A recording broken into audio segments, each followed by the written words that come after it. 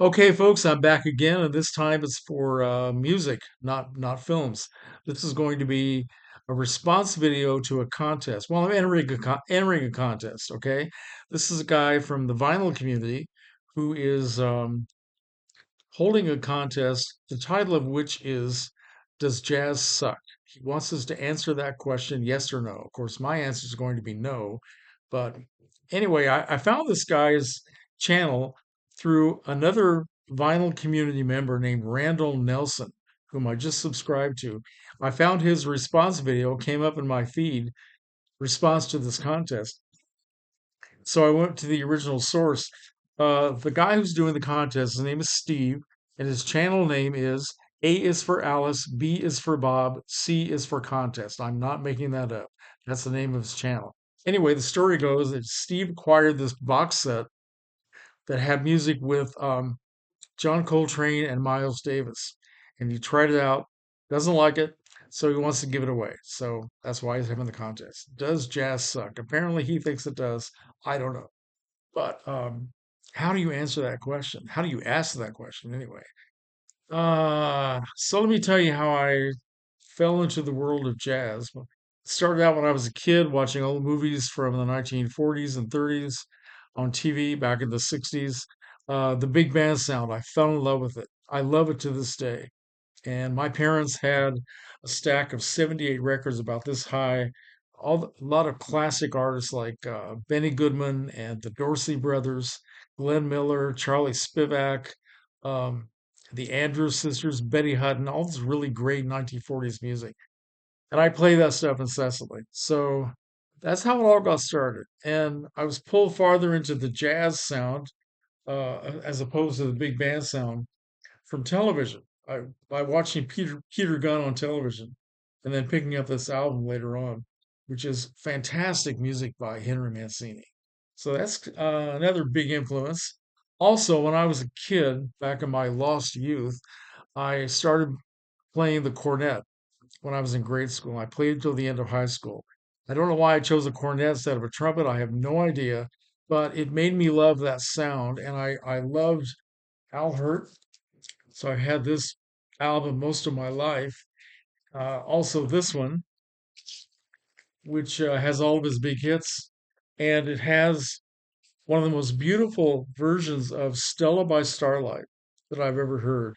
And that has, over the years, become, I think, my favorite standard uh, pop music, which is done by almost everybody. I love to hear all the different versions of Stella by Starlight. It's probably my favorite. And as time went on, also in high school, I picked up this record by Les and Larry Elgart, Warm and Sensuous, which again is kind of a mixture of jazz and big band, really, really beautiful music. And yeah, so that's how it all got started. Later on, I came to appreciate and be aware of people like Dave Brubeck. Had this forever. I beat this record to death, but I still keep it mainly for sentimental reasons. But I have it backed up on CD. Great music. Have a lot of Brubeck's records, including Time In. And here's one of my favorite records by Brubeck, the Dave Brubeck Trio with Jerry Mulligan. So I'm a big fan of Jerry Mulligan by discovering this record. Okay. And one of my other favorites from the 1970s is by Les McCann, Layers. Uh, Beautiful music, completely different than the big band sound or Peter Gunn or the Elgarts or any of those guys, just different kind of jazz music. And so I started experimenting more. I discovered Miles Davis, and this is pretty beat up too. But I have a lot more Miles Davis on CD, so it's playable. Whereas some of the records aren't so much anymore. Um, Speaking of Miles Davis, I finally got around to took me a long time to pick this up, but I finally got around to picking up Bitches Brew a couple of years ago, and I absolutely love it. Now, speaking of jazz I don't like, I actually picked up a copy of Miles Davis Sketches of Spain, which is one of the most famous records. Picked it up on CD, and I didn't like it at all. So that's one that I did give away. And some other things that I gave away in the last couple of years that I bought as blind buys, just kind of experimenting. A couple of records and CDs by Ornette Coleman. Could not get into that music at all. I gave it a great college try, and I just couldn't latch onto that sound. So I was happy to recycle those back into the culture. The culture can have them.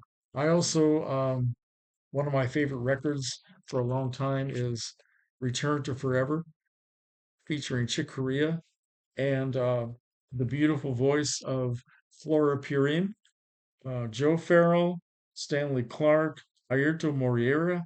I love this record so much and miss Chick Corea desperately.